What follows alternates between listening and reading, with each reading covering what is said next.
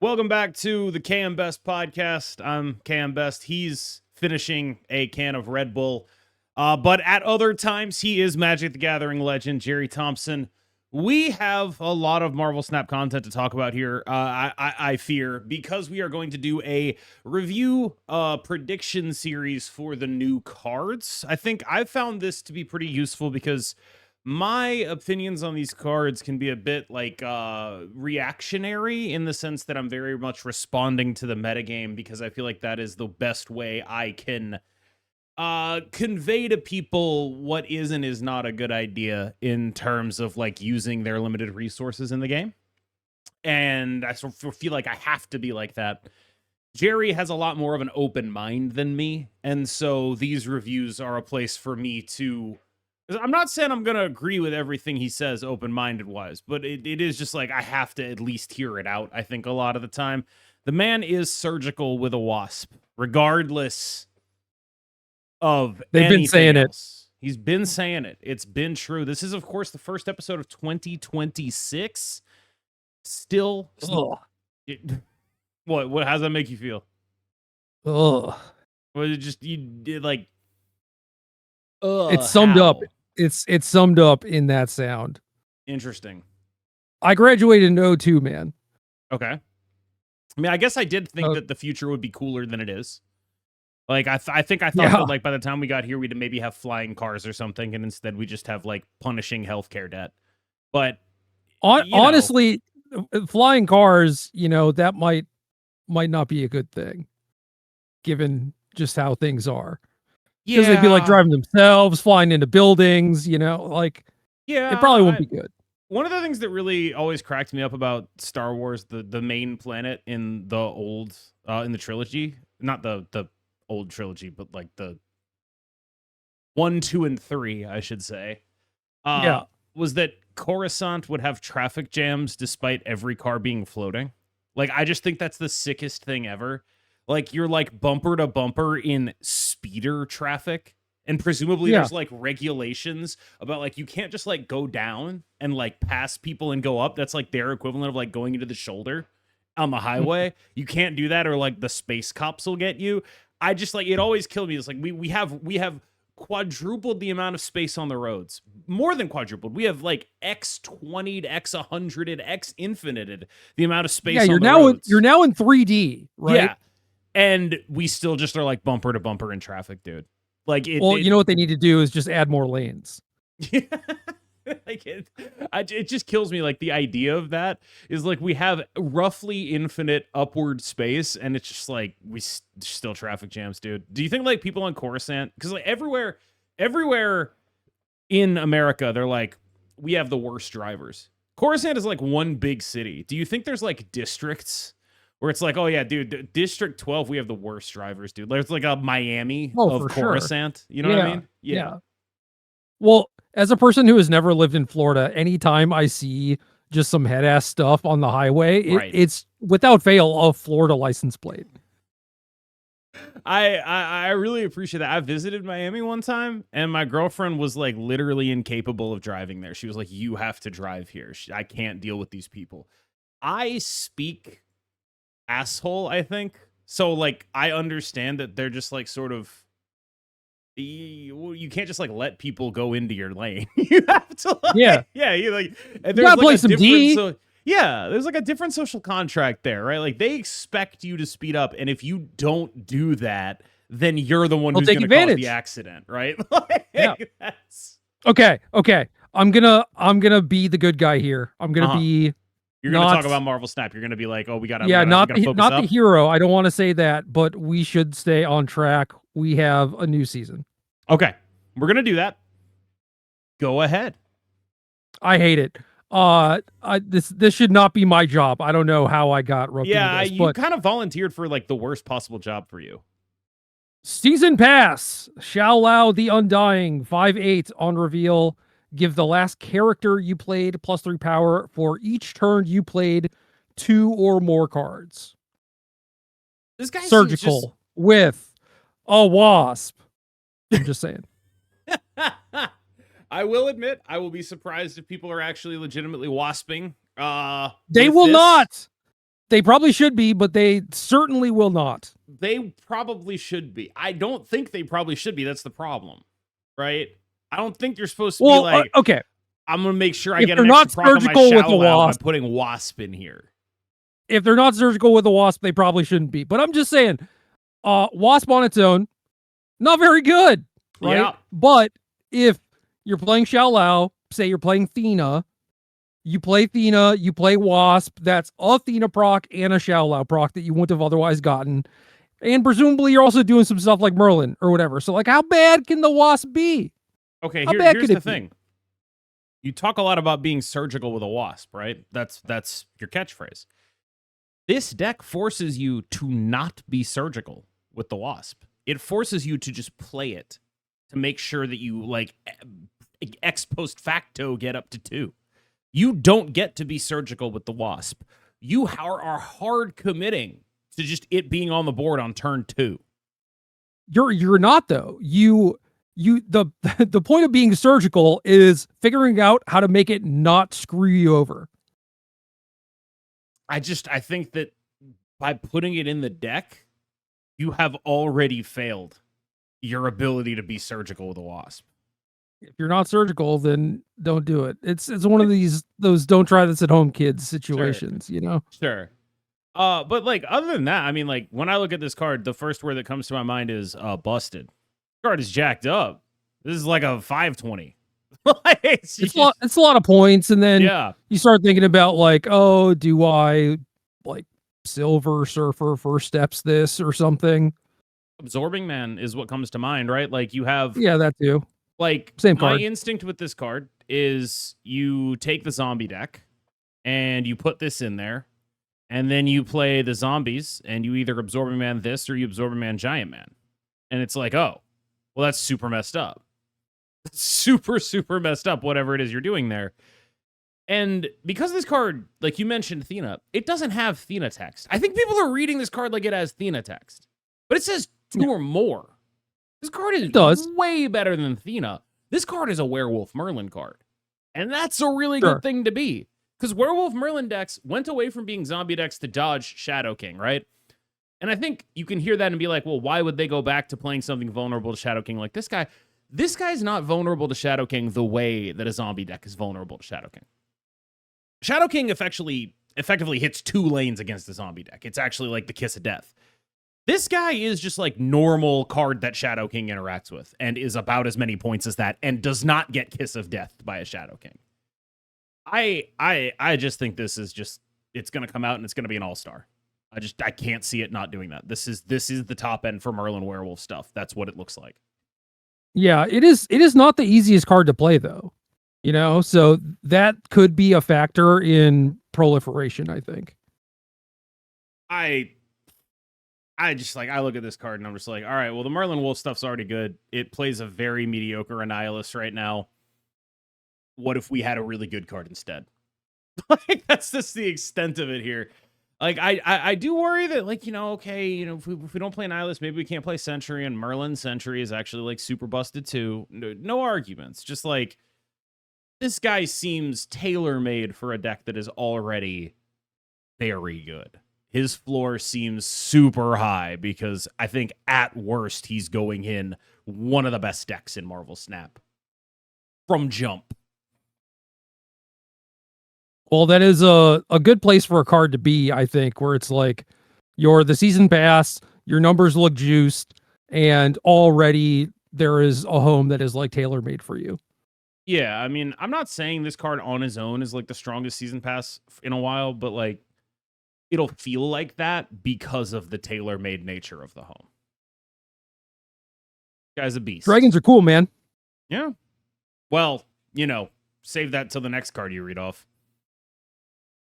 Am I reading off Lockheed? I was thinking it would be Dragon of the Moon, which is Cheeks. All right, well, let's do that one. 3-2. On reveal, steal 1 power from even costed cards in all hands. Yeah. So there's a cartoon called The Boondocks, and on it there's a fake rapper called Thugnificent. And this fake rapper, he has a song, and the chorus of the song goes booty butt, booty butt, booty butt cheeks. It's they're doing social commentary here. That said, outside of the context of the social commentary, that's what this card is. This card is booty butt cheeks.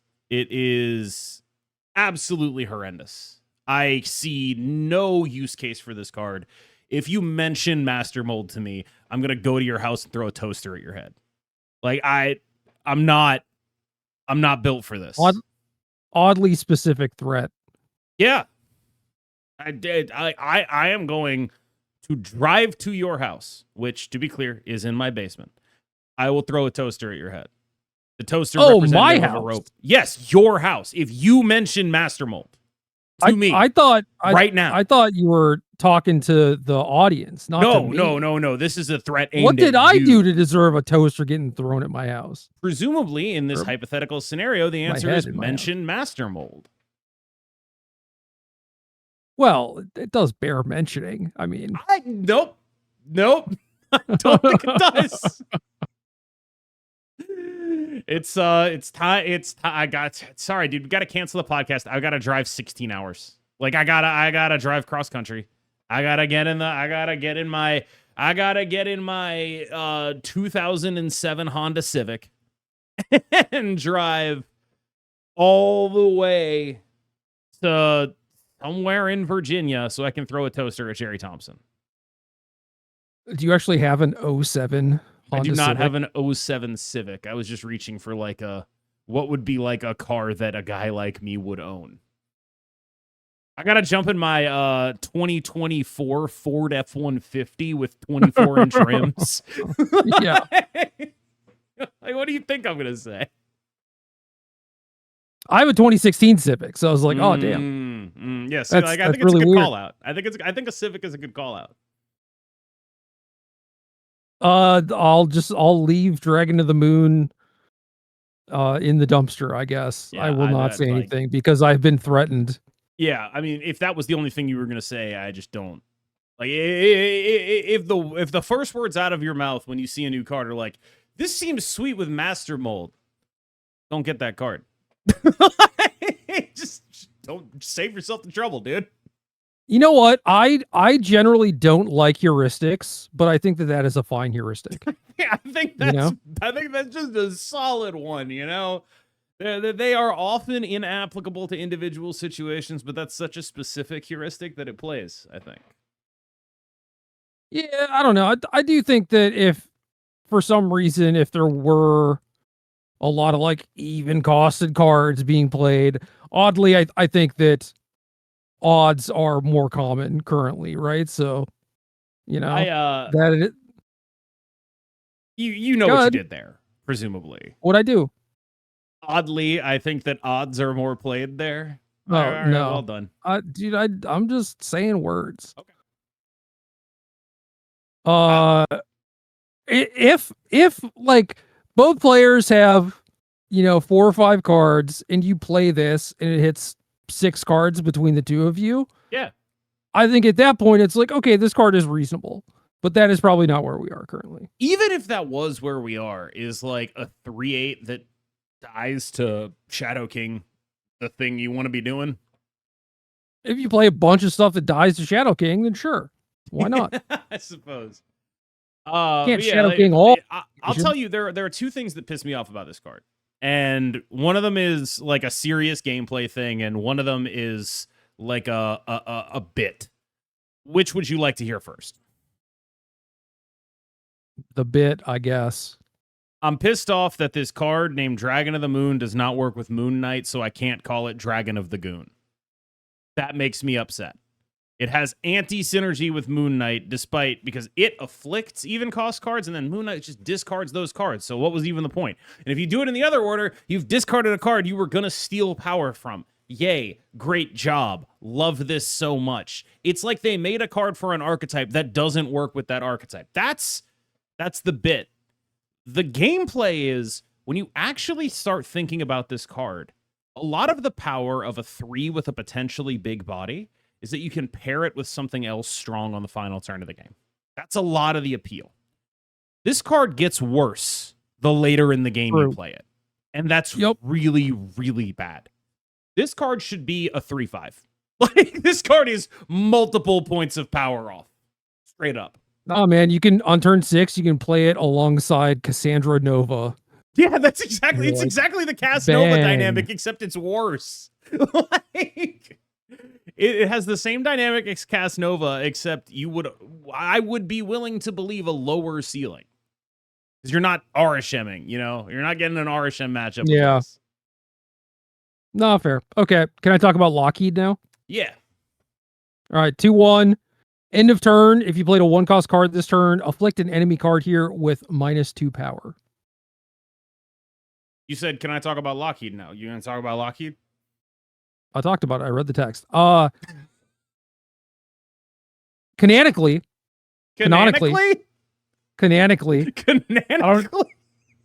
It sounds like a laugh. A canonical.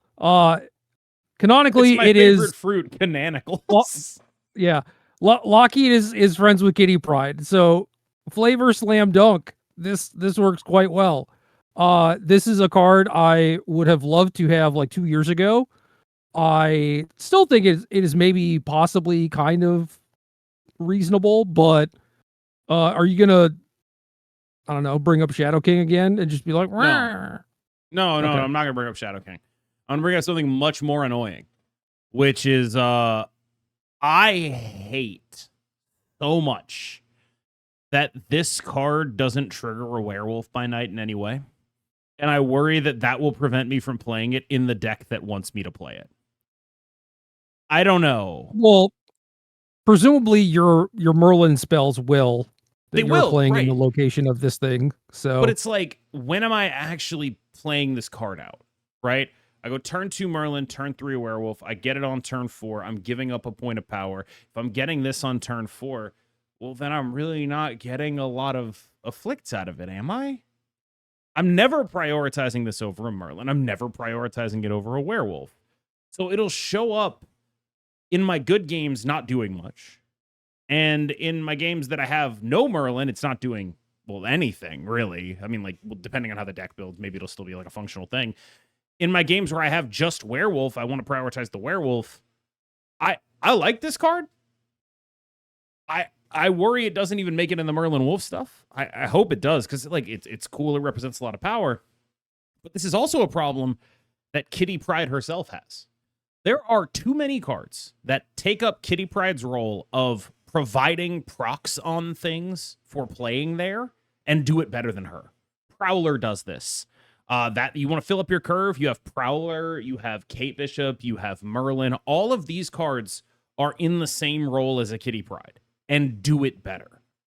And that's the thing that bothers me about this card, is that it's not going to be, not like, ooh, Shadow King, I'm Scrooge, but it's all the stuff that makes it not a Kitty Pryde card, which is a long way of saying, can they buff Kitty Pryde, dude? She is not good. They should make this card way better.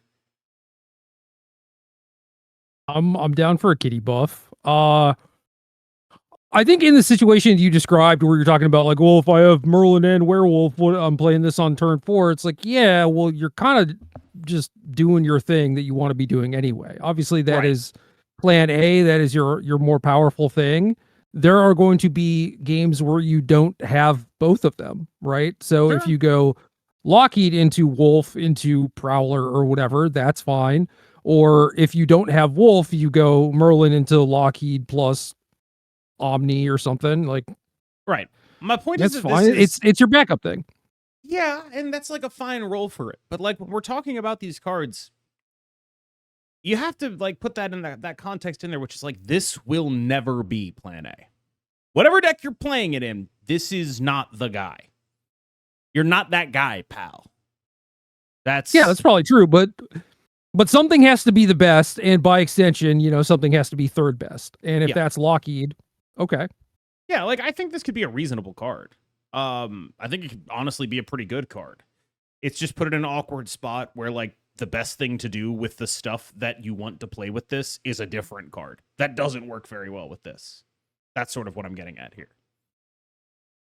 Yeah.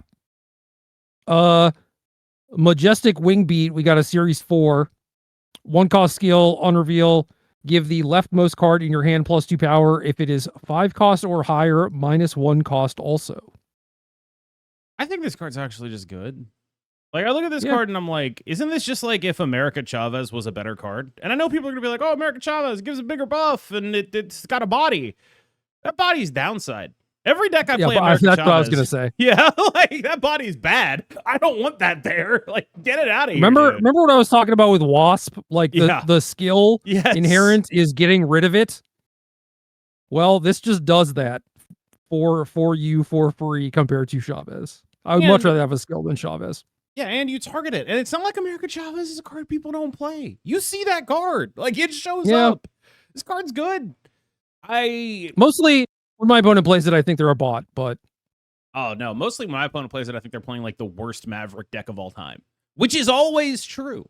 But that is what they're doing. 100% of America Chavez decks I see are doing something with Maverick. I'll give myself that credit. How often do they hit against you? What do you mean? Like, Chavez and Spike the Maverick. Oh, I've never seen them spike a Maverick. Literally, I've never seen it happen. But I know they're aiming for it. Yeah, it took me like 100 games before I ever searched a Kitty Pryde on turn 2, so... I've never seen it happen. I mean, Chavez is just like worse agony in those decks, but there's just like a bunch of good hits in those decks, so it's like a pretty reasonable thing. I have no idea if I give a shit at all about the second clause on here.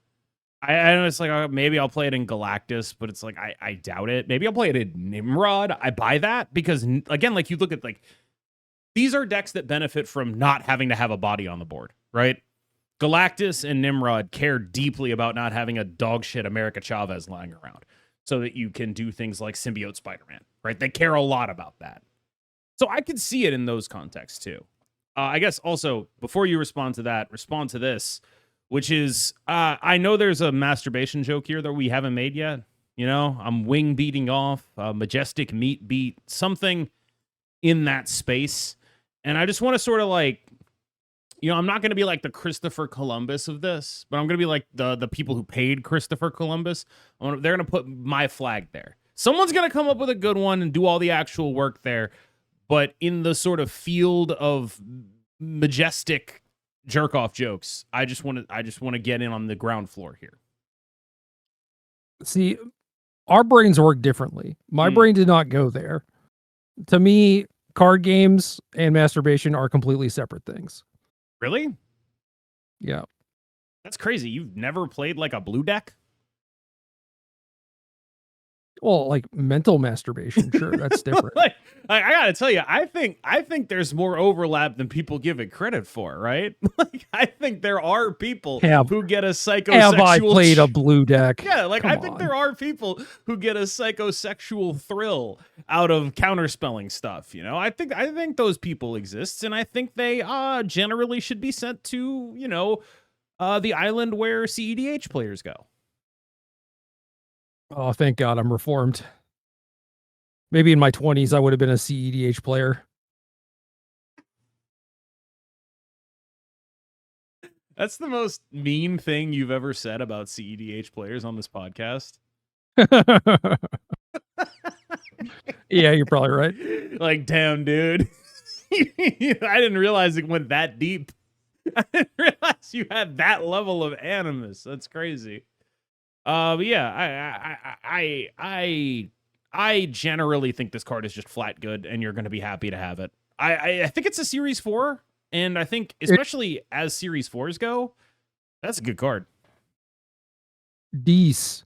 The week after, we have Lin Lee. Is it Lin Lee or Lin Lai?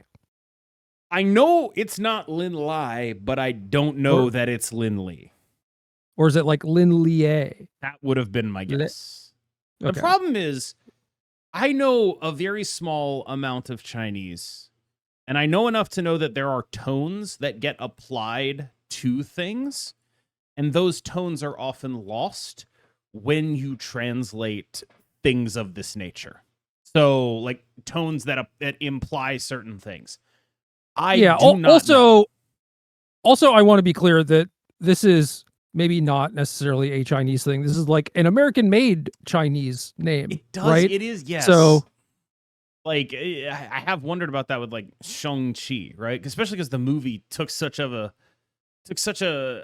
like, we're gonna like really treat this seriously, like it's like actual seriously minded Asian representation, when the actual people who made the comic were just like, I need a name that sounds Asian from a kung fu comic. Like, and it's like the three whitest guys you've ever seen. And but all, like, that aside, I generally think that if someone wants to pronounce my name with their accent, I'm okay with that.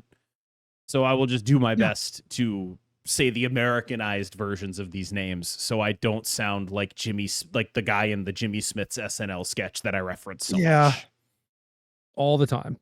It is genuinely a formative piece of media for me, because I used to kind of be like that, and I saw that and I was like, oh God, I suck so bad.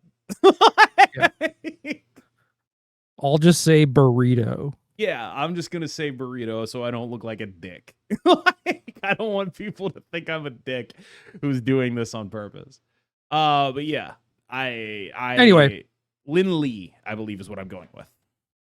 Our good friend LL Iron Fist 2/2 on reveal. Add the sword of Fushi to another location. Once again, I don't know what the sword does. I click on the car. Oh, 2/2 ongoing. If LL Iron Fist is here, he has +7 power. I found it. I like LL Iron Fist, but I'm hoping we can get it more to like an LL Cool J kind of space. You know what I mean? Yeah. LLIF. That's probably what people are going to actually call him. LL Iron F. Yeah. That's LL Iron F is kind of where I'm at there. I think that works. So, I mean, I think one of the best decks in the game, if not the best deck in the game right now, is the sort of small move thing first steps pile of crap. I think that's just a really good deck. I think it's pretty strong, and I think this card very reasonably could go into it. But where I look at something like a Xiao Lao and say, I see a deck where I'm positive this card makes it better, I am less positive Lin Lee makes it better. I'm not saying he just doesn't, but I'm just less positive than I am with Xiao Lao. When I look at this card, I'm like, okay, I'm playing Madam Web, Ghost Spider. I'm playing like Thing First Steps, Cosmo Juggernaut, Hydra Stomper, Craven, Batroc, Sam Wilson, all that crap, right? I'm doing all of that. I am very into this card in that deck. I am super into a card that's just like a 2/11. I'm going to do that. I'm going to make that 2/11 happen, and it's going to be a 2/11. Yeah, I mean, 2/11, 2 board slots. That makes things kind of awkward with Batroc, specifically. I don't disagree, but this deck is sort of very specifically good at dealing with those situations because of Sam Wilson, because of Madam Web, because of these cards that move around. I just think that, like, of all the decks in the world that could use it, it's very good for this card that it comes out in the context that it does, which is to say, actually good deck will want this guy, or at least be willing to try him.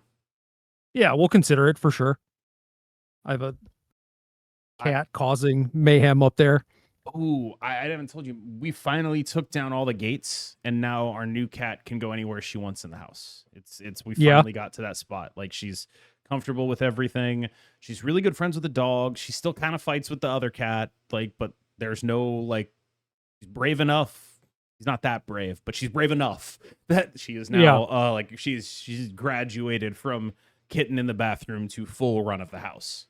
Hell yeah, dude. Friends with the dog is cool though.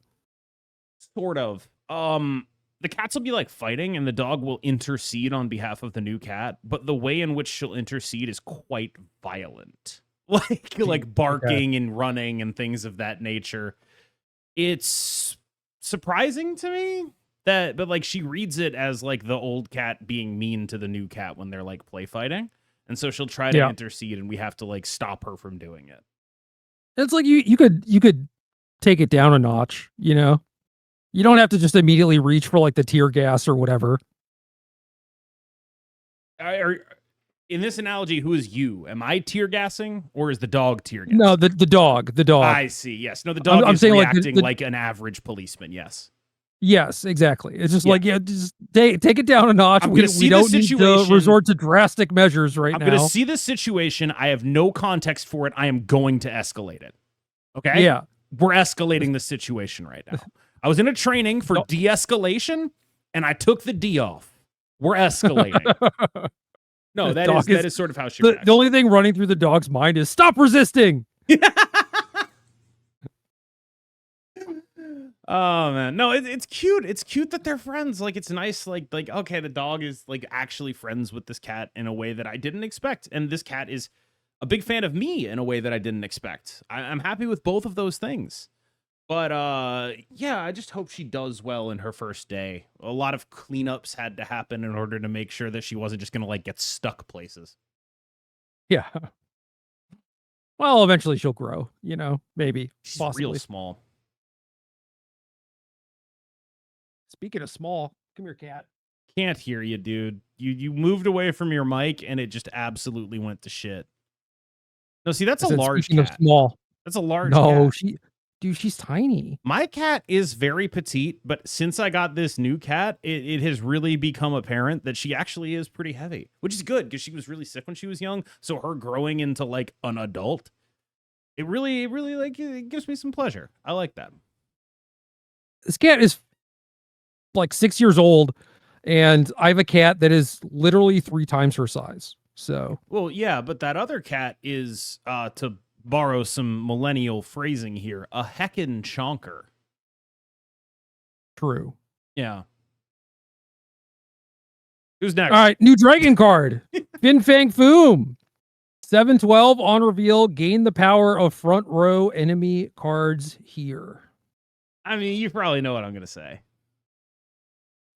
Rattle King. It's still 12 though. No, that's not what I'm gonna say. What I'm gonna say is holy shit, hella, please go away. Oh, yeah. No, that is more KM oriented, I think. Yeah, no, you were close, right? This card is, I don't like it. I just haven't heard that one in a while. That's all. Yeah, well, they haven't made a card like this in a while. You remember? I honestly feel like it was about this time last year when they were like, we're going to nerf Scar by making him 7 costs. And it turns out that was really good for Hella, and they had to do a bunch of stuff. What they've done here is they're like, we're going to make a 7 cost that's way better than Scar. And it's like, I would be pretty surprised if you didn't have to tone this down at some point. Well, hey, great news for all the Hella enjoyers that didn't want to acquire Scar. Yeah. Now you have this thing. You have a much bigger and more annoying green guy. But I will say this.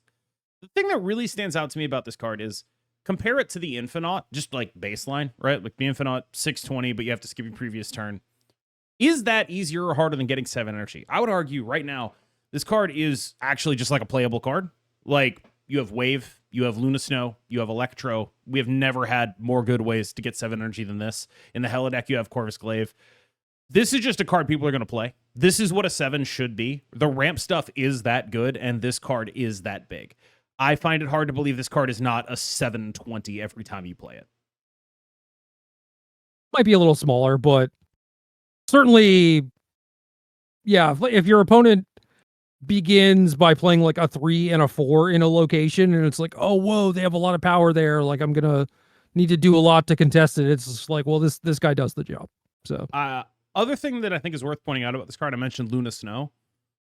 That's a pretty interesting dynamic, right? Like, your opponent's Luna Snow, you're like, I shouldn't break this so that their Fin Fang Foom eats a 0 effectively. Yeah, I mean, it's funny because you're still probably gonna lose, even though you're like, oh, I kept my cube around so that your FFF was a little smaller.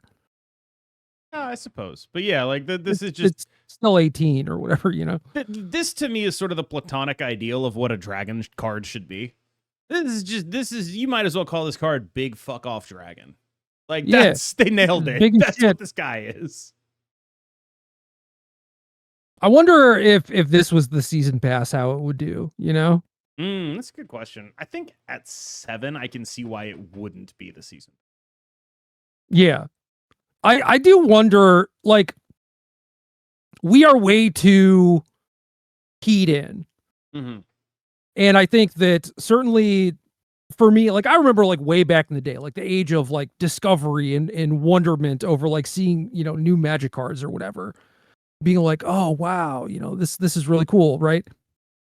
I don't have that anymore. Yeah, you're And old and jaded and just don't yeah, find so joy in life. exactly. So there are people who probably look at a 7 cost card. Like, there are legitimately like these people that exist who have like played Marvel Snap. They see a 7 cost card and they're like, well, that's impossible. Why would I Yeah. want this? I do think those people exist. Yes. I don't know if those sound like people you're are engaging describing with the season pass, but it does sort of sound like you're describing an uncontacted tribe. But yes, I believe. yeah, those people kind of. exist. Yeah. Like Kind that. of. They were like, they stay off the internet. They just like watch sports or like go hunting or something. I don't know, man. Yeah. I do at least one of those things. And I don't have that reaction to 7 cost cards, but I guess, I suppose. Yeah, but you don't leave your house and are online all the time. And your interaction with sports is in like a private Discord with 30 dudes or whatever. It's honestly legitimately like 5 people who talk. It's me, BBD, and like I would argue approximately 4 to 5 other people, maybe. Yeah. Yeah. It's great. So you see how that's a little bit different than like a human being who goes to like a live sports game, maybe Dude, does some tailgating. One of my friends sent me a picture like seat level. He's incredibly connected for reasons I don't understand with like sports people. And so every so often he'll just like send me a picture of like the best seats I've ever seen in my goddamn life at whatever sporting event he said. It's just like, I hate you so much, man. I hate. Yeah, and oh, you show a God. 7 cost to that guy, he's like, "What the shit? Why would I want this?" No, he's actually quite good at Marvel Snap, but I will say that I think this card is a banger. I just like, my little Croson cloud scraper loving brain sees this guy and I'm like, hell yeah, brother. Like, the only thing I have negative to say about this card is that Hela exists. Yeah, it's a strike against her, not. Yeah, I mean, it's her fault, but it is going to impact him. Anyway, our good friend Shang-Chi, Master of the Rings, 3/5. Game start, the 10 rings starts in your hand. On reveal, unlock their potential. The most Hearthstone-ass card I've ever seen in my life. Yeah, I mean, I do think unlock their potential is kind of crazy. Like, you could just come to like upgrade them, but like, yeah. So the 10 rings are a 2/1 on reveal. Give one of your other cards here +1 power, and then what is the unlocked one? It's a 2/2 end of turn. Give all of your cards here +1 power. So, I think the thing with this card is, if that is a free piece of cardboard, this is the most broken, giga busted card they've ever made. Like, there's honestly, I don't know if there's a point in even talking about it. If that card just starts in your hand and you get it in addition to your opening hand, this card is super messed up. It's the most. Sure. It's just the best card they've ever printed by a million miles. So I think we probably have to assume that it doesn't do that, and that instead it is quicksilvering you. And in that context, this card might actually be kind of ass. Maybe? I'm not sure. I don't know. I don't think so, but I'm conditioned a certain way. I'm like, oh, this will, if I draw my Clea on turn 1, yes, this will always proc my Clea. And then I'm like, therefore it can't be bad. But realistically, is that a thing that is, actually a strong thing to be doing? If we had more than one Clea in the game, I would be like, yeah, you could talk me into that. But the fact that this is on reveal +1 power, just sit there, do nothing, and it's total garbage unless you evolve it. And if it starts in your hand, it makes you less likely to evolve it, because you're not drawing a card. So you see less cards over the course of the game. You're less likely to get Big Shanger Banger himself. That said, the idea of curving like Clea this Shang and then just like vomiting free stats everywhere the entire rest of the game, that does seem good. Yeah. And in terms of, even if you're not playing Clea, you're just trying to do like Quicksilver, Domino, Wiccan sort of stuff. It's like, well, you might as well have Shang instead of the Domino, right? Yeah. High roll potential. And then I don't know if you're trying to do like Surfer on top of that because you have your Quicksilver, you don't play a 2, and then you just have like all 3s and some 4s or whatever. That's fine too. Yeah. I wish they'd found a better balance, because when this card was originally data mined, the base rings was an end of turn that just buffed one thing, which irredeemably broken. Like, I don't want to sit here and say they should have kept it at that. That is irredeemably a broken card. Like, there's not even a question in my mind about how dumb that card would be to make. However, you just go like Rings Shaw or something. Yeah, you just like Rings Shaw and it's 20 power. It's like, oh, okay, that's really stupid. Like, that's extremely dumb. But I will say this. I think that I wish there was a better thing they could have done that was in the middle of on reveal and that super broken end of turn. That's what I'll say. Like, I think maybe it should be the base rings is a 2-2 that upgrades into a 2-2. You know what I mean? Or the base rings is a 2-3 that upgrades into a 2-3. I think they needed to compensate the base rings a little bit more. I wish there was just something in between, because it was, I can't stress it enough, irredeemably broken. No matter how you slice it, if it was end of turn on the base rings. Yeah. Just the dumbest thing they've, like, extremely dumb. But I think I see what you're saying. I do think the in-between is the first version. It is just like, oh, end of turn, buff a thing, whatever. Like, that is the in-between. But you are probably right where the base version currently may need a little buff. We'll see. I think the base version might be a little weak. And I wish there was something in between, because like base rings being like, with the previous version of this card, it was just like, you just play it because it says base rings on it. Like, you just put that with a Sebastian Shaw, you put that with a Clea. It's the dumbest thing on earth, right? Like, just forever you are getting a free thing on there. It's very stupid. This is so much worse than that I wonder if they might have actually made the card bad. I don't know. I don't think so.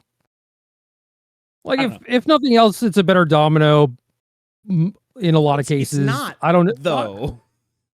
If you draw the Shang, it is. Yes, but you're less likely if you draw Shang and want to play it. It is. Like, I think that's just a harder ask than people are giving it credit for, you know? Sure. Is that what you want out of like a Series 5? Mm-hmm. Probably not, but like there's a lot of other stuff going on too. I think this card is like a good synergy piece that, if it were a tiny bit stronger, would be a staple. Now, do they want it to be that? I don't know. That's a good question. All of what I'm saying, though, is predicated on the idea that it's eating a spot in your opening hand. Because, again, if it's not eating a spot in your opening hand, this is the most irredeemably broken piece of shit card they've ever made. Yeah, if it's if it's free cardboard, yeah, they make companion. Probably. This if it's free cardboard, this is companion. It's just super busted. Like, just the worst card they've ever. Abysmal. Companion Domino would be silly.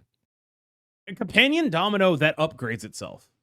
Like, it's not just companion. This is like Luris of the Dream Den, if that's what it is. Like if that is what it does, this is just irredeemably ridiculous. So I assume it's not that. And in the context of me thinking that it's not that, it might be a little bit weak. Not sure. Cool card. Much to think about. Probably the coolest card of the season. I mean, like, Fin Fang Foom is cool for the Timmy aspect of things, yeah. I think. That's Timmy and Johnny. But, yeah. All right, Dragon Lord, 5/5. On reveal, put a card from your hand here.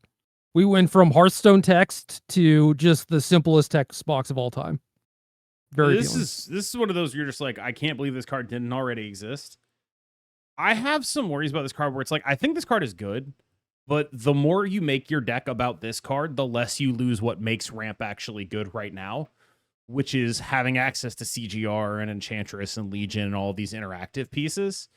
And if you have to give those up for more power, again, I'm not saying it's the wrong thing to do, but you go from being one of the best points in interaction decks to being like a fairly middling all points deck.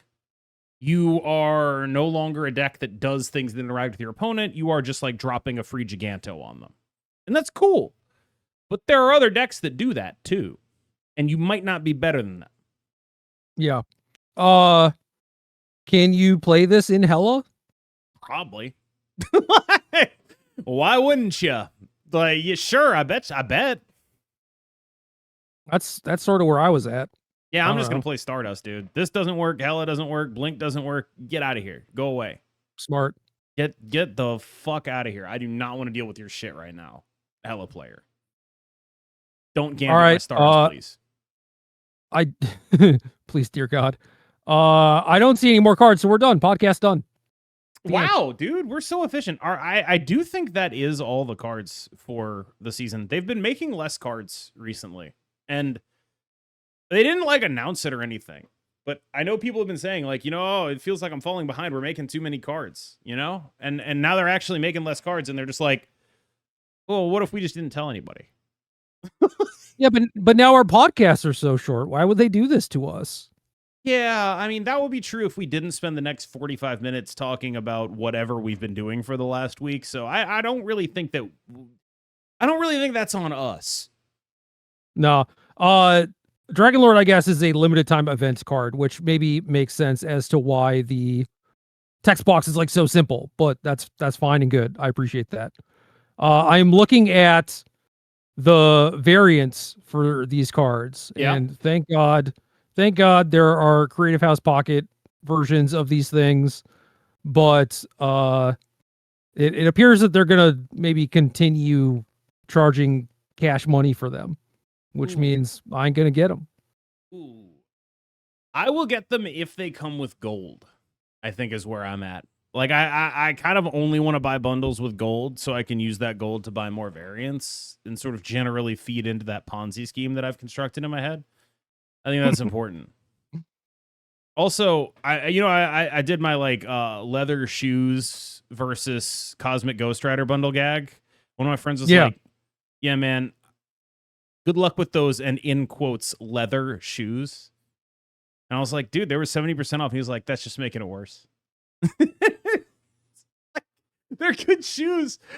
You hate to see it because this guy's Jewish. You hate to see a lapsed Jew. You know what I mean? I think, a true member of the tribe would have been like, that's a great job getting a deal, But he's just, you hate to see it. You hate to see people fall out of religion, Yeah. Just sometimes you lose your way, Yeah. Yeah. It's tough. It's tough to see it. I guess we should also talk a little bit about the cards from this season and review what our thought processes were and try to be better for next time. I'm kidding. We'll just talk about them instead. I want to start with Phantom X, who came in low as a motherfucker, in my opinion, but has since sort of worked his way into, I enjoy playing this card even if the deck is sort of 48% win rate. Like, he's pretty good. The deck is pretty reasonable. Wild Child is a pretty good complementary piece here. I like doing dumb Gambit Killmonger stuff. There's like cool stuff in the shape for me. You can play it at a competitive level. I've been doing stuff like this in Infinite, pretty high Infinite, and I think it's solid. I think he's a little underrated because everyone played absolute trash with him for like a solid 4 days. Like, he comes out and everyone just plays like the worst deck you've ever seen. They're like, this card's terrible. And it's like, kind of, but you're making him look worse than he is. You're making him look worse than he is. And I think he's mostly just like a point or two low. You look at Phantom X and you look at Misery, and it's like, there's no good reason. Like, there is no good reason. That's a misery problem, I think. It's just absolutely no good reason for that shit. You look at that, like, that should be a 4-8. That dude is really hard to activate. He should be a 4-8. Make him a 4-8. It's not like you're gonna like the thing with Phantom X, and this is what pisses me off about something. They do this so often, right? They'll take a card that is sort of hard capped in terms of like the decks it can even function in. It'll only do one thing. The other example I'm thinking of is Warlock, right? And they'll be like, we have to treat this card with kid gloves. We can't put too much power in this. And so it's like with Warlock, they were like, all right, well, 3/4 Warlock. Yeah. It's like, no, dude, you could make that card a 3/6 and it wouldn't be busted. You could do this is the exact opposite strategy here. You need to take the risks on these cards. These like archetype specific, on board, interactable cards. Phantom X, that's where you dump extra power. Warlock, that's where you dump extra power. Because if you don't actually have those cards function, they are doggy ass. They are so bad if they're not doing something. No, it's true. I do. There are activates that are like pretty easy to use, and then there are the ones that are very difficult to use. And those ones I always feel like should be statted higher than you would a vanilla. Yes. Like these need to be better stats than vanilla. Like that's what I would want from those cards. In the case of Phantom X, though, I do think you could make a case for just really piling on the like the final result of it. Like if you get to do your thing, then maybe it should be small. It should be like -4 or some shit. What I would like to see for Phantom X is, first of all, I would like to see him be a 4/8. And then I would also like to see his effect work in gradations. So if you've done one of them, it's -1 to everything. If you've done both, it's -2. Sure. That's what I would want from Phantom X. That's so like hand-holdy, but it's probably correct. Yes. What game do you think this is? This is Marvel Snap. We love holding hands. That's all I want. But yeah, that card. Just as I talked about, like the people who see a 7-drop and are like, "Why would I want this?" Yes. Like, yeah, you might be right. You might be right. But yeah, like Phantom X to me feels like the biggest. Like it's just they've done this a couple times where I'm just like, this is the exact opposite of a card you need to be cautious about. It is so incredibly archetype specific and face up that there is almost no risk to it being very strong. Like genuinely almost no risk. And this is now, I think, the second time in the last few months where I've just been like, I don't understand what their thought process is that leads them to the opposite conclusion, that they have to be extremely risk averse with these cards. Dude, you know what? You're going to be really disappointed because there is a really good Dragon of the Moon variant. I know which one you're talking about. It is insane. Your girl, Rian Gonzalez. It is so good. There are a lot of good Dragon of the Moon variants, and all of them are insanely unplayable because of the card that it is. Alas. Yep. Have you seen the Winking Studios album? No. Oh, it's like they got different weeb artists. And What? I'm going to purchase some of these. What do you mean by that? It's like they're moving in on the Creative House Pocket Monopoly for weeb snap cards. And there have been like some Winking Studios cards already, but now they have an album. January 8th. I'm going to be broke. 2 days late, huh? Yeah, I know. Oh, I looked at Jan 6. No Iron Patriot variant. Bullshit. I can't believe it, man. They should have done it. They should have done it. I can't believe it. Oh, what a missed opportunity for Marvel Snap, man. That's I can't believe it. Sell the bundle, you know? Yes.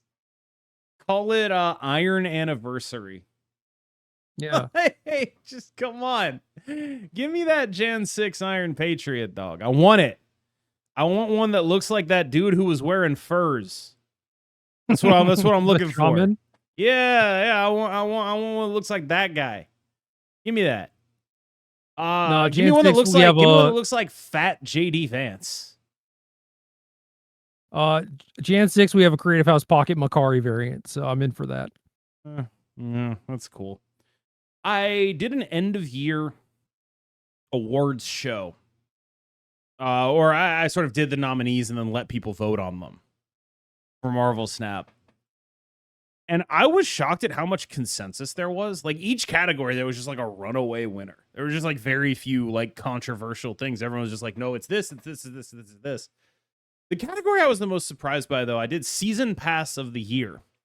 And Merlin just crushed. And I think that's a fair thing, but I think it's like actually indicative. Like if you're second dinner and you're listening to this, I think this is actually indicative of something, which is the Merlin zone is vastly preferable to the Agamotto zone, to your player base at least. The one where it's like, this is probably a little bit too strong, but we don't have to nerf it immediately. That's the zone that people want their season passes to be in. The competitors were Merlin, Agamotto, Iron Patriot, and Sam Wilson. And I kind of expected it to be Merlin versus Agamotto, because like if you ask me, I think Agamotto is probably the best season pass they did this year. It's not busted. It's not a problem. It still shows up. It's cool. It's unique. It's a big guy. It's a lot less of a cookie cutter, like, here's a good card kind of guy. And Merlin is a lot more risky in that, like, here's a good card. He's just really good. Like, I think that I vastly prefer Agamotto, but everyone, like, Merlin landslide there. A landslide.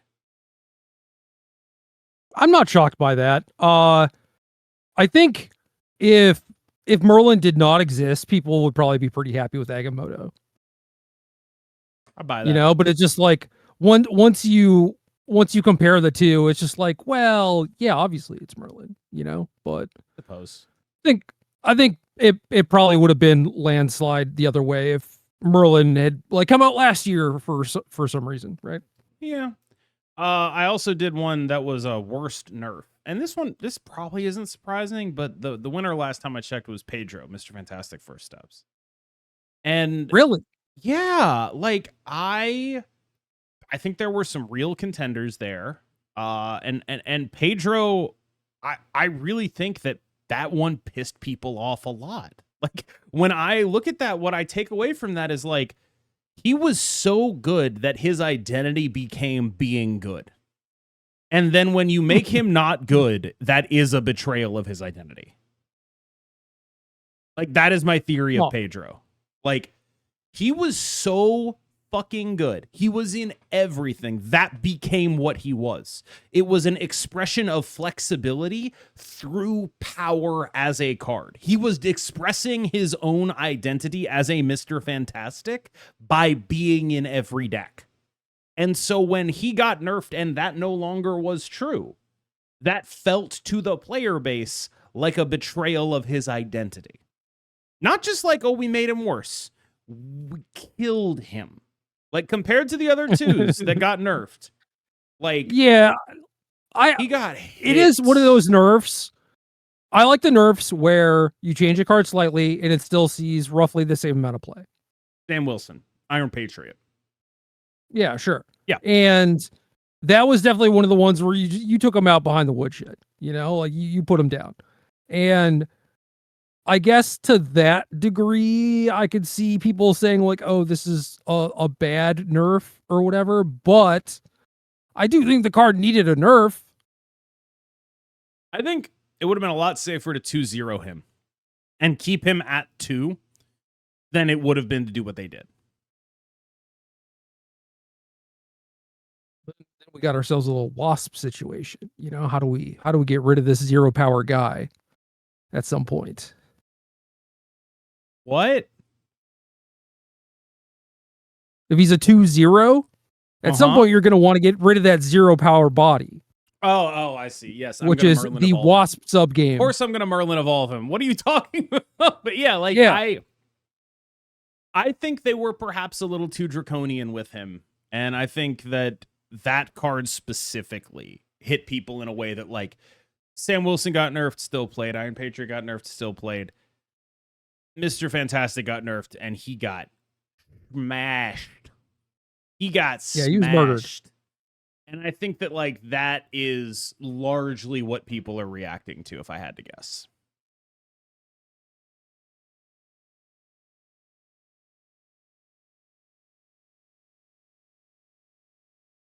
I'm looking at an album that doesn't make any sense to me. Go on.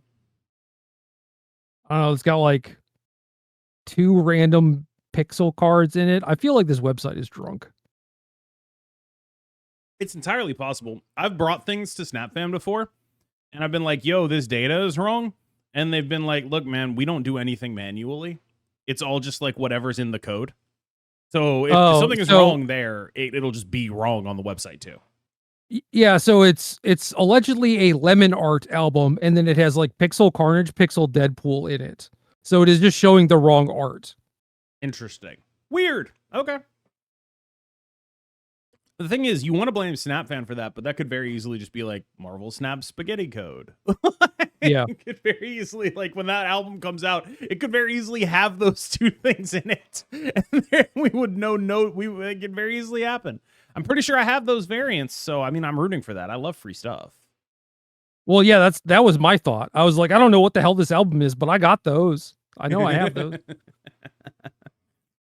I think it's a good spot to be in, you know? I don't know what the hell this is, but I got those. Have you had a chance to peruse the other piece of content that I put out on this channel with just basically no warning to any subscribers? No. It's a little game show that I stole from a British guy. I wanted to do Snap Taskmaster forever. I can't do that. It's very difficult.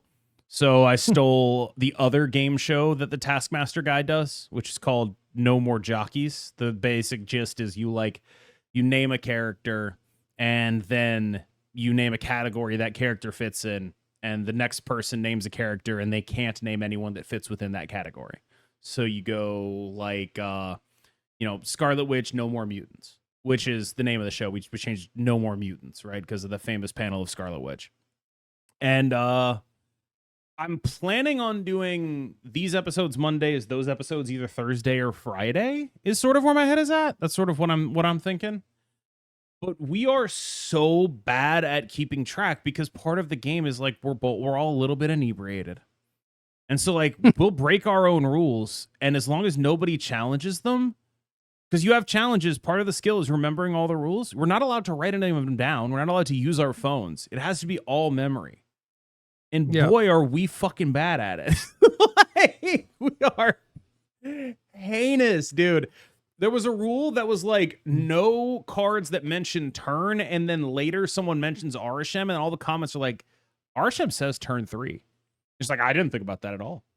I didn't think about that shit at all.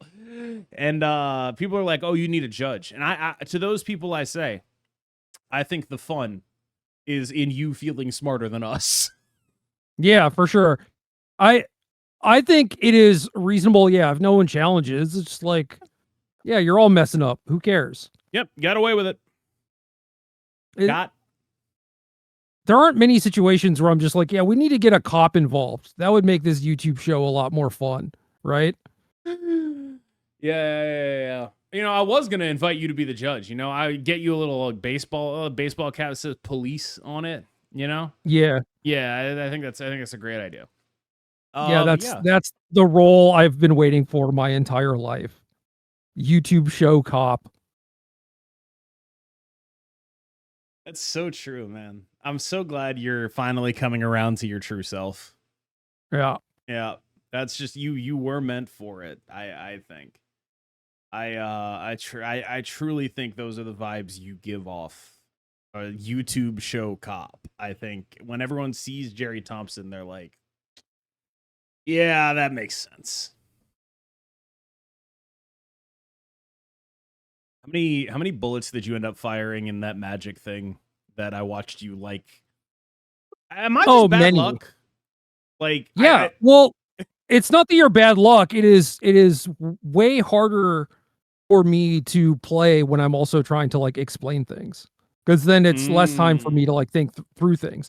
But like, you remember there was also one where I ended up timing out like my turn 3 because we were just talking about shit. Very funny for me. Yeah. So it's that kind of stuff. But at this point, I got my collector booster boxes. I got 2 of those, and then I think I have like 5 boxes coming of just play boosters, the normal booster packs. That's what they're called that'll now. Be fun. Play boosters. Play boosters. Cool. Cool. Yep. All right. Cool game. Seems good. I haven't heard anything in the world of cheating recently. You know, do you have the ability to reach back into your memory banks for some vintage, 2007 Magic cheating? There haven't been a lot of events recently, but it's about to pick up because there is a Grand Prix Spotlight Series in Atlanta this weekend. There's an RC in Portland. There's a Pro Tour in Richmond. Like this month is packed, so you can expect some drama for sure. It is one of the things that we just don't have enough of in Marvel Snap. Is A, like good posters, and B, like just people doing interesting things. in terms of like with Magic, I feel like you could log on to Magic Twitter, and any given day of the week there is some discourse occurring. Where like if you log on to Marvel Snap Twitter, this Marvel Snap's discourse is like they only made $26 million according to phonegamer.com or whatever, right? And as is that a good number or not? I don't know, because like, okay, here's the thing. Half the people who posted are like, bro, you made $26 million and this game is still so expensive. And the other half of the people who posted are like, they are losing so much, only $26 million. And it's like, right. What the fuck? When did everyone I know become an expert on gaming monetization? like I see people saying things like, this is actually really bad for Snap because these are in-app purchases, and games with like a big mobile presence are almost fully represented here. And it's like, okay, but if they're in-app purchases, doesn't that mean it doesn't count the web shop, which is like probably a pretty big chunk of their purchases? Like, given that they've been pushing it pretty hard, I would imagine that. I mean, the whales certainly should be going through the web shop, right? Because like, you're going to get like your cool variant and borders and whatnot. Does. And I think that's meaningful, right? Like, for sure.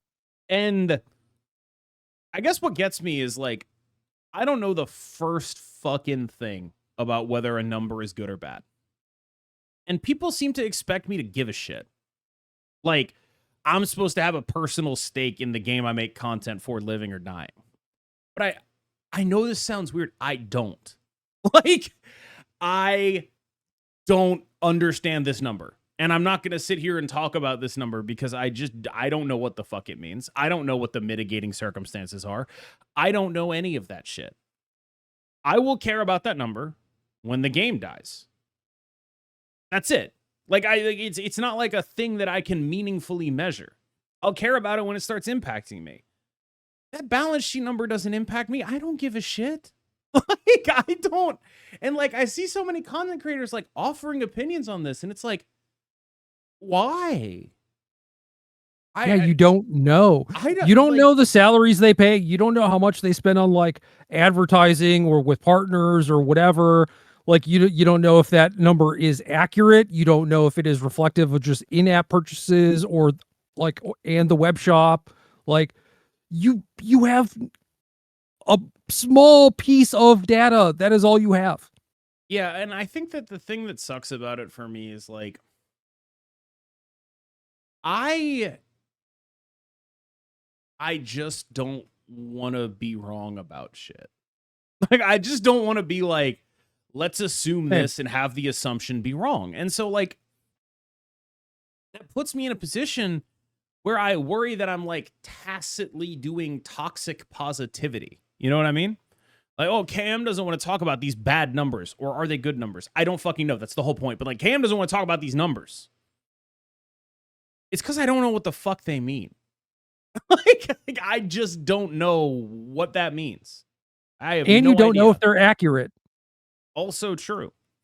I don't know how much of their revenue is actually in the App Store versus on their very pushed. And I want to stress this. I've played Hearthstone. I've played these other games. None of them push the web shop the way Marvel Snap does. Absolutely. Hearthstone has a web shop? I don't think they do, actually. No, I think they do, but I don't remember.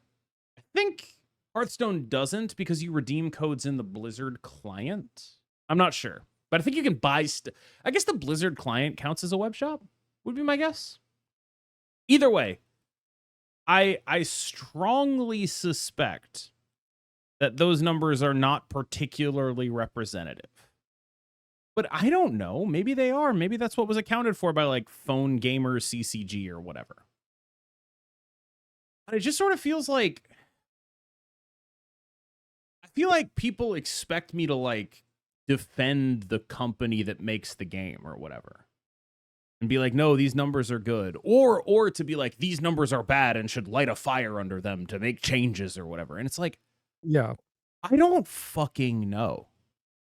I have a very niche area of expertise here, and that area of expertise does not include corporate balance sheets. I just have absolutely no clue. Like, you could explain it to me. Sorry to break it to y'all. Right? Sorry to break it to y'all, but this is an area I don't have a lot of experience in is corporate balance sheets. And so I can't really speak to it. I keep seeing people who do not have experience in this area opining very confidently on like what this means. And it's just like, I don't want to do that. I don't want to do that shit at all, my man. So here's a thing that you can do as a consumer, not UKM, but you, the listener, is if you see someone who is very confidently speaking to a thing that pretty clearly they don't have any idea about, that means you should probably not listen to them about anything.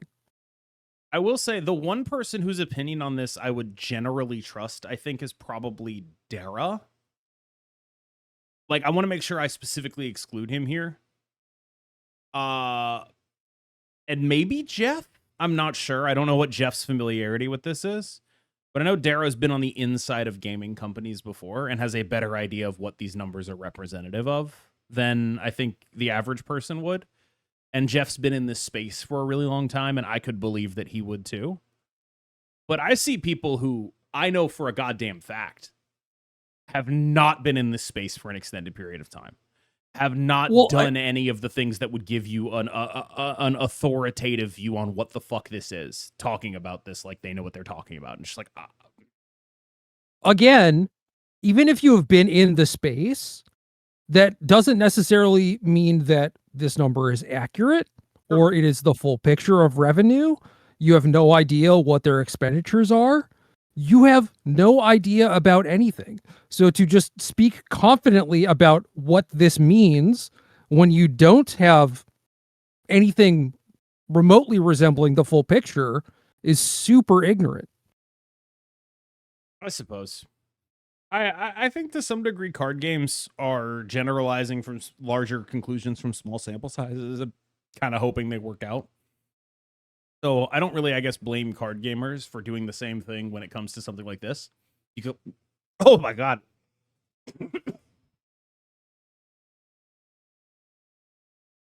You'll never believe this. I choked on a cough drop, which is the opposite of the intended effect. That's the opposite of what it's supposed to do. Make you cough more. Yeah, maybe that's what they mean. Cough drops, they make you cough. I should leave. I'm going to leave this in.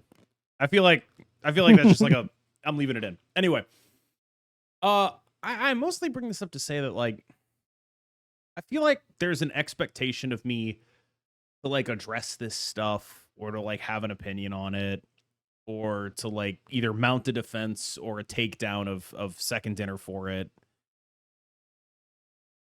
Don't ask me to do it because I just don't fucking know. There's not enough info to do anything with.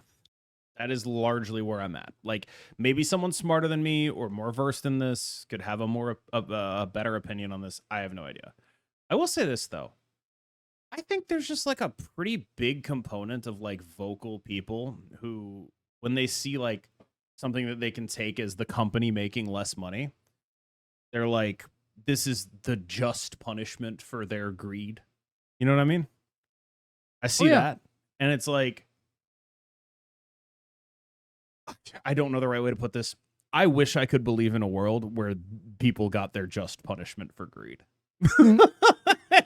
It's like, I wish that was true. Like, that would be a very nice thing, I think. I think that would be nice.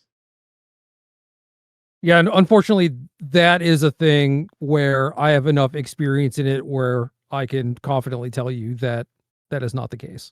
Yep. If this game fails, it probably won't be because they didn't give you enough free stuff. It will probably be from something much stupider. Yeah. Like TikTok. Yeah. Like, it'll like, the things that will bring down this game are probably not anything else. Like, I think the other thing is, like, I don't really know if people appreciate what a success Marvel Snap was. Like, I don't know if people understand that. When you look at the, like, multitudes of failed games that come out, to have a game that is going into year 3 with a player base that can support content creators like me, vast majority of games die at this point. And I think people, the other thing that people don't get would be, this is my larger contention here, is like, sometimes people just stop playing a game over time. And it's not like there's much you could have really done about that. How many games make it 5 years? How many games make it 10 years? How many games are going to be around? Like, I think Marvel Snap could do those things, which would put it into probably the 1% of games. Yeah, I agree with all that. And I mean, it's kind of wild to me where it's like you have a person like Ben Brode who, I mean, I don't know much about him or his situation or anything. I've never talked to the guy. But you know, he seemed to be doing big things at Blizzard and with Hearthstone, whatever, and just like chose to leave, start his own company, like make game from scratch, gets in with a pretty prominent IP and everything. Like the whole story of this game is kind of nuts.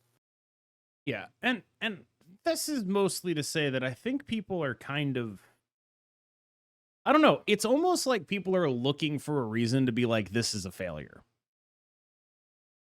And I got to tell you, as someone who's benefited from the success of this game, in that I get to make content about this game, it just doesn't feel like that to me. Like, it's just like, dude, even if the game shuttered like sometime this year, I would still count it as a success. Like, it still did have like game of the year titles and whatnot. Like, even if it had like a short run, I think you still chalk it up to like it being successful. And I don't think that's gonna happen either. No, like, me either. To be very clear, I don't think so either. Like, I get the idea of like, this game could have been bigger, and I think maybe that's a reasonable thing to say.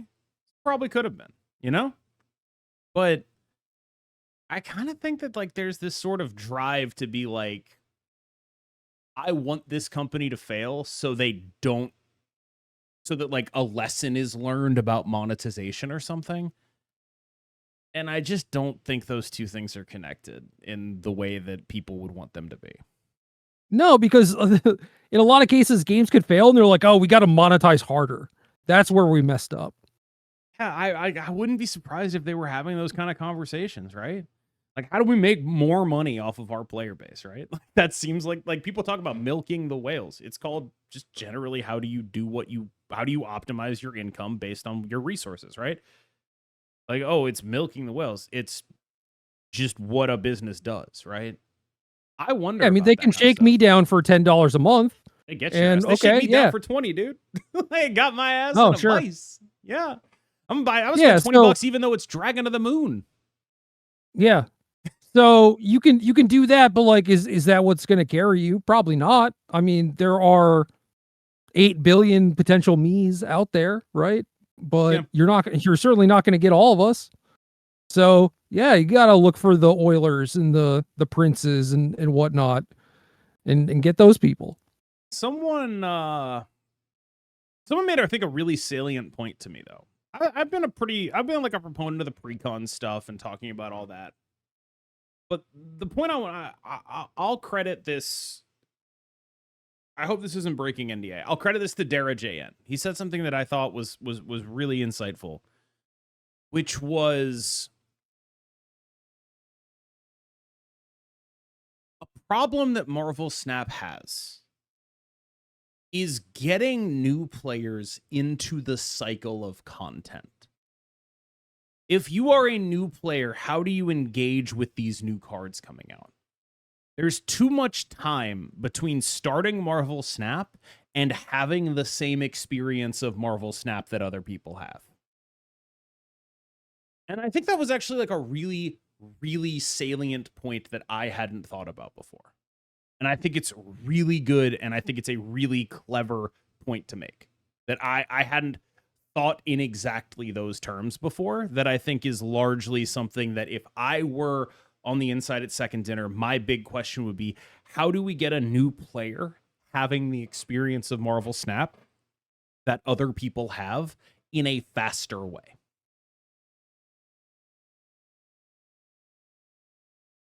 I just kind of thought about this. When you're playing the Fire Emblem mobile game, did they ever have a thing where like you could loan people units? No, but Marvel Snap doing that would go a long way. Yeah, like alliance. Yeah, I was thinking like loans. Yeah, you're just like, oh, I want to loan like every week you get to be like, oh, I want to borrow these 3 cards or something. That's good. That's good. Yeah. Actually, I do think Fire Emblem let you do that. You get like a friend unit or something. Yeah. Every gotcha. Now that you mention it, all the Genshins and Honkai and Fate Grand Order does that, and that game is ridiculous. I mean, Genshin does not, but yeah, Honkai does. I was thinking about the tactics gotcha game that I played for a while, where it's just like most stages, you like from your friends list, they could each post like a character of a faction, and like you could put like a bonus unit on your team or whatever. It's that kind of thing. Yeah, that actually does seem like the kind of thing that would go a long way. Strikes me as a good idea personally. I'm into that. But yeah, like that kind of stuff, like precons are sort of a facsimile of that. They're a move in the right direction, get players to an end game deck, right? But they don't have the ability to participate in the economy. How do you get players who are new the ability to participate in the economy, to start building decks, to actually get involved, right? That on-ramp is too long. And I think that's like a really salient, really good point that I recently saw brought up. Well, have you considered starting to play the game from day one, like everyone else? Clearly, yeah. How about you spend $10 million, fucko? No, how about you just make a time machine? Participate in the economy, dude. You want to participate? Yeah. Get spending, buddy. But yeah, like I think that people talk about like various places where their focus should be. But to me, that's clearly the best place to focus. Because not only is it on-ramping people into the economy for them, it's on-ramping people into the experience of the game. Yeah. Which I think is honestly very good. Yeah, and I think that was one of the downfalls. I mean, I guess that speaks to like a finality, like, oh, the game has died or whatever. But like one of the things that they did not correctly account for, when the game started was like 1 year, 2 year, 3 years down the line, like what is our onboarding process going to be for new players, and like how do we get them caught up and stuff. And yeah, I every once in a while I think about this and I can't imagine what it's like where if I were the person I am now, where like I want to be able to experience what the game has to offer. And I like if I want to go play Shadowverse, I could look at like what the top decks were, and then I could just like craft those cards, right? But with Snap, okay, I get into this game, I just heard about it for some reason, or maybe I met someone who played it or whatever, and I decide I want to play it, and I look online to see what's good, and it's just stuff that I literally can't reach. I just can't interact with it at all. Like, how does that make any sense? And what is that like for the average player, you know? It's bad. It's the worst thing about this game. Like, people talk about a lot of things. My contention is this. The player base's obsession with series drops is preventing them from actually addressing anything meaningful. That's my contention. Because what series drops are, they address two things. They address, one, there are a bunch of series 4 and 5 cards, and that prevents people from being able to actually get the cards they want. That's a great thing to address. That's really good. But there's also this additional cost of what they also represent is fundamentally this game piece will, for the rest of its life, cost less. It's not like a sale. Things don't go on series drop and then go back up. They just forever are half price or free. That thing, that asset that you are selling is now free forever. That cost prevents series drops from ever meaningfully being a mitigation factor on there being too many cards in series 4 and 5.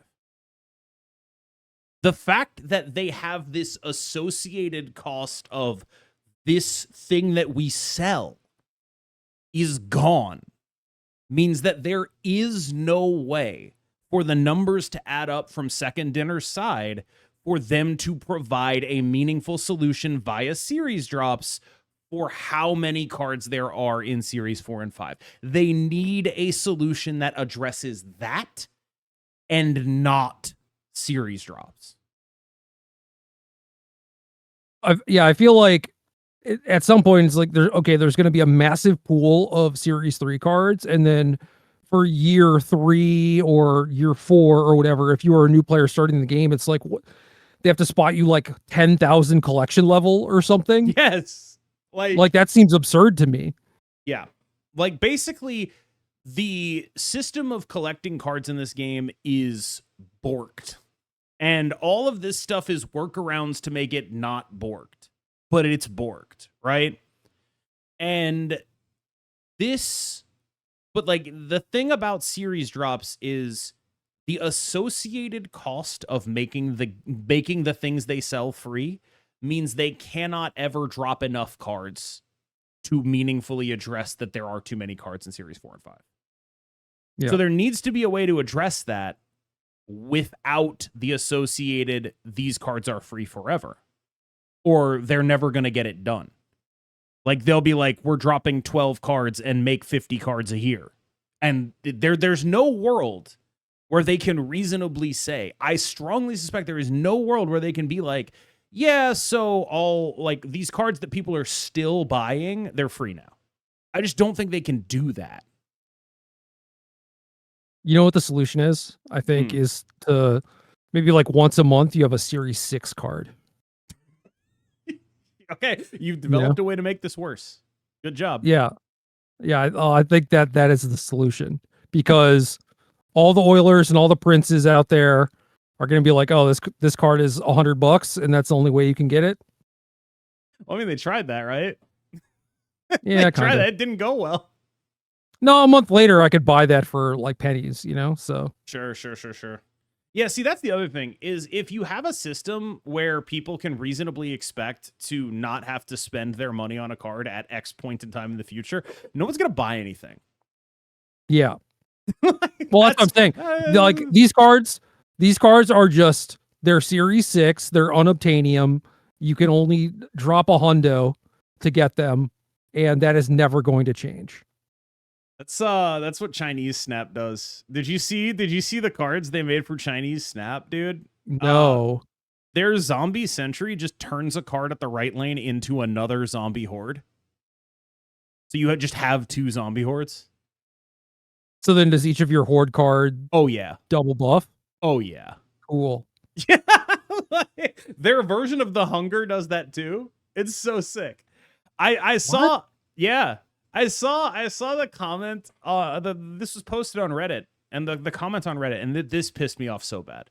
This seems like a fun addition to the game, buddy. If they put that broken piece of shit in English Snap, you would be so goddamn mad at the pay to win bullshit that they're doing. So do they have Zombie Giant Man? Yeah, he gets all the stats from all the hordes. That guy's got to be like 40 power.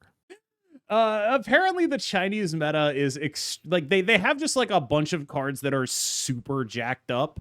And so every time they make a new card, they're like, well, okay, how do we jack this card up, right?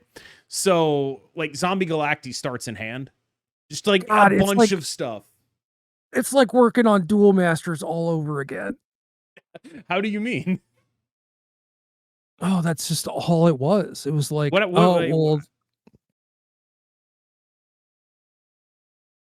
was just like, oh, this thing is. It starts innocuous. It's like, oh, Crawworm is good. And then it's like, oh, well, now we need to make Thorn Elemental. And then just like 2 months later, you have Emrakul that costs 6. You know? and then what do we do? Oh, we have Emrakul that's and then we have Emrakul that has 2 sides. And then we have Emrakul that has 3 sides. And it's just like, can we not do this? Yeah, I mean, the problem is that then you just make Crawworms forever, right? No, at some point you make like Colossal Dreadmon. It's like, whoa! Holy shit! That's everyone's reaction to a Colossal Dreadmon, dude. Yeah, that card is the shit. That card is the goat. How do you get from Thorn Elemental to Emrakul in 2 months? That took Magic like give it 2 months, 10 years, dude. Give it 2 months, man. Anyway, yeah, no, Kaijudo was like the first few and I mean, granted, like the game died, and this is maybe kind of why. Where like for the first 3 sets, it was just kind of like vanilla bullshit and not very exciting at all. And then they were like, okay, here's this 10 mana thing where you like draw 5 cards, stun all their shit, and a 9 mana thing where it like gives you extra life points and is super big and they can't attack ever. And it was worse. It got worse from there. Then it was just sick. Like, oh, now these things cost 6 instead of 9 and 10, and that's cool as hell, man. Power creep. Yeah, I mean, I guess like I think Marvel Snap's a pretty power crept game, but also it's just like I don't know what else they would be doing, right? Like Marvel Snap is power crept, but like when you like it's one of those things where like you hear about what they're doing in the Chinese version of this game, and you're like, man, our devs are pretty good about power creep. Yeah, it's like, damn, I didn't realize it could be like that. So it sounds like what the Chinese game is doing is the opposite of what we were talking about, where it's like, oh, this was a pitfall that Snap fell into, where they were not thinking 3 years in the future. In terms of the new player onboarding experience. They are optimizing for like the right here and right now, and also not thinking 3 years in the future, but that's just because like they won't have a game. I mean, I gotta tell you, I think that there is something to say for the idea that making every new season super broken is optimizing for onboarding people, in the sense that they could always just go out and buy something that's super fucked up. Yeah, because the old cards just don't matter at all. Right. Like they're actually you'll never get them. That approach, I think. You'll never get them, but they're all Crawworms, so who cares?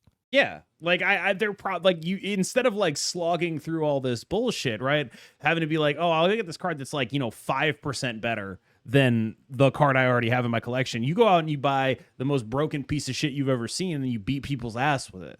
I can see the appeal. That is what a lot of gacha games are like, Yeah, like you log in, it's like, is the new banner character like a good DPS? If yes, you pull on that thing and it'll probably carry you for a couple months. Yeah, and like that dynamic, say what you want about it, it certainly onboards players into the goddamn game. Every card you could possibly have on sale is really damn good. It's probably a lot easier to onboard players into the game. True. I don't think that is the optimal way to go about things, but you are correct, technically. Yeah, it's just like it's an interesting upside in the context of the other conversation we were having. Glenn Jones, if you're listening to this, power creep the shit out of everything. Just power creep everything. Make everything busted. No. Do like 6 months of busted shit. Onboard these people. Yeah, delete all your previous content. Definitely do that. That sounds great. mean, it sounds amazing to me.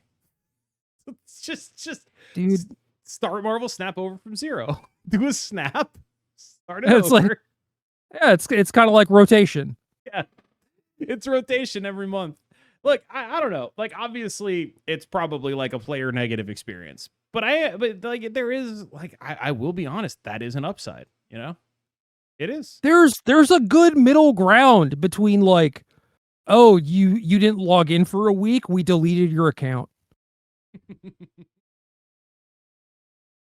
You know, like that just seems bad to me. They should never release a Series 5 card that is worse than a 4 out of 5. That's my pitch. That seems hard to do. Buff Phantom X, goddammit. That's really, we're back to that.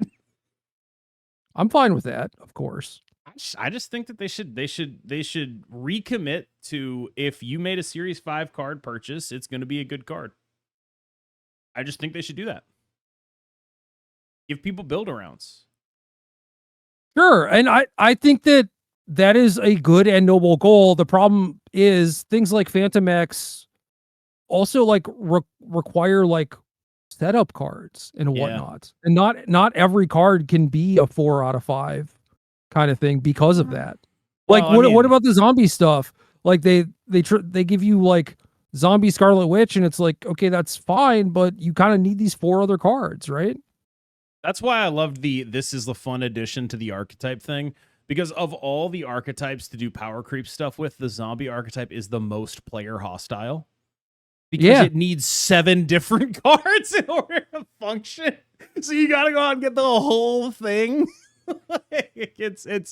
I love the idea of that though. Like you see a broken thing and you're like, that looks cool, and you don't think for a second that it would be the world's worst play experience. Dude, again, I swear to God, all these people who are thinking like this are like, it would be super cool if only I got to play with that. That's they should do that. It's another argument for Series 6, right? Yeah. No, exactly. They're like, well, yeah, now literally only I get to play with it. It's great. We've invented Series 6-7. And in Series 6-7, in Series 6-7, you just get also it only cards. queues you against people who don't own Series 6 cards.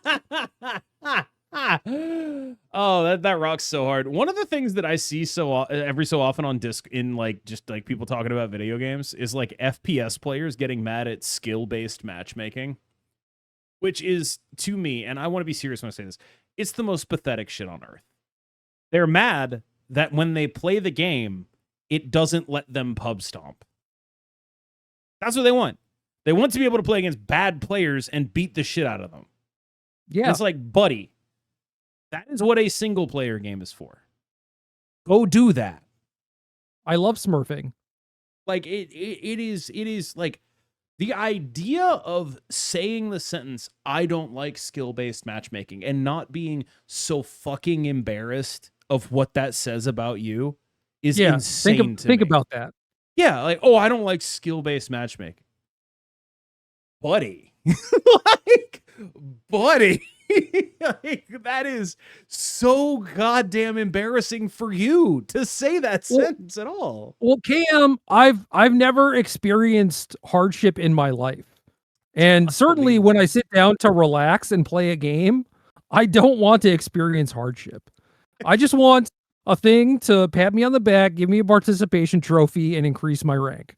That's amazing. Go play a single player game. Like, I do that. I don't want to make this sound demeaning. I love me a single player game because I can feel that way. You know, it's a hard enough challenge, but it's not too hard. I can do it. I can beat it. That's amazing. I love it. But if you are bad at the game and your goal is, I want to play against people who are worse than me, that's you, buddy. That's a you problem.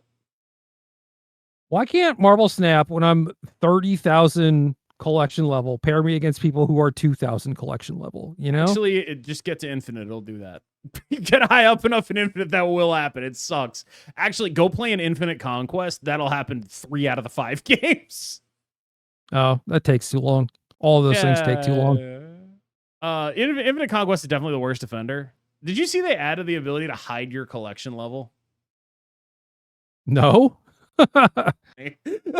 I'm embarrassed, dude. I spent too much money on this game. I don't understand it at all. I understand the wanting to anonymize yourself, right? I don't want people emoting me, you know? I don't want that shit to happen. But the idea of like I have to hide my collection level because I'm embarrassed of it, I don't understand that one. I mean, I get it. Really? Yeah. I definitely feel a little bit weird when I queue into someone who's like 60K or something. I'm just like, there's no difference between 60K and like 20K, which you probably are. I'm 30. Dude, I'm 30. I have every card in the game. Yeah, me too. So why do you feel weird about 60K? Because 60 is a lot higher, and I feel like I am very high. Oh man, yeah, I don't know. I don't see it at all. I don't see it. I'll be honest. I almost never even look at that shit. Like it doesn't even register in my brain. I kind of have to because I mute everyone every game. Yeah, I don't even have the wherewithal to do it. But yeah, I think that is an extremely funny change to add.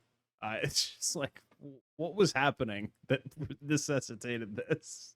I think if one person asks for it, fine. Okay, whatever. But I've been asking for muting emotes for 3 years and they're not doing that. So I asked for that before the game started, like when it was in beta. And they eventually allowed me to mute each person individually. What if I spent more money? Do you think they'd listen to me then? Like if I had 100K CL, think they'd be like, oh, hey, maybe we should let him mute emotes. Well, maybe, I guess, because presumably there is someone that was 100K and was like, hey, can I hide this? And they're like, well, for you, buddy, yeah. Yeah, I gotta spend more to get like the concierge service, you know? I gotta yeah, get exactly. into I gotta get into the Hilton Rewards Club. You know, I gotta rack up these airline miles. Yeah, I feel like once you have personally put all of Ben Brode's kids through college, at some point, like you should get his email address or something, you know? His email address is just like ha ha ha ha ha ha ha ha ha ha ha ha 69 at gmail.com. Sorry, Ben. Yeah.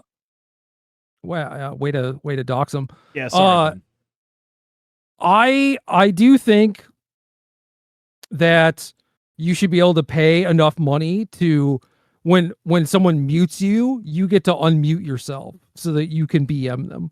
Yeah, just like a microtransaction where it's like 99 cents to unmute yourself.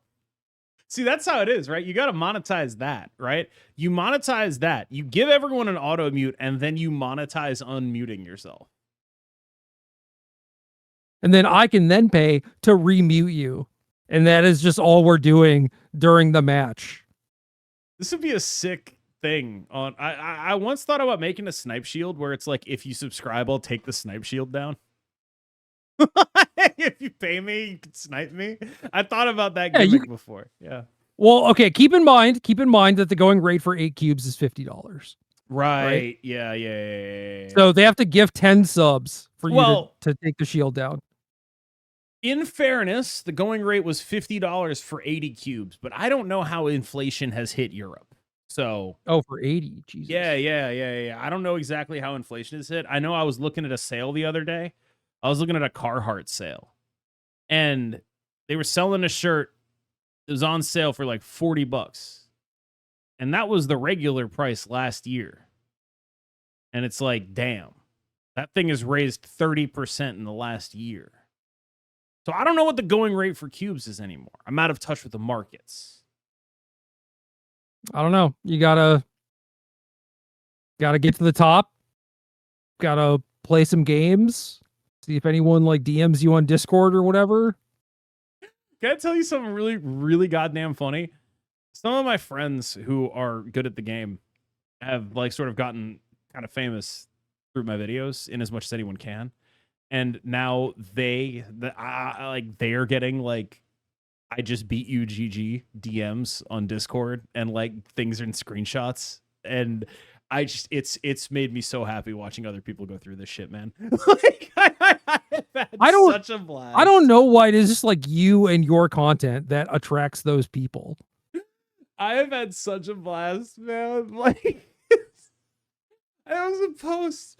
It was like, I beat the number 4 player in the world, and it was on Reddit, and it was one of my friends. I had someone crashing out. Like, I just got 3 DMs in the last hour saying GG after they beat my shit. You're just like, see, this sucks. You understand so nice now. watching it happen to other people. Holy shit! It's like, oh, I was right to feel this way. It is dog shit. Yeah, it does suck. It's so bad. Oh man! Now you gotta protect yourself. You gotta turn off like DMs from strangers in Discord and shit. You know.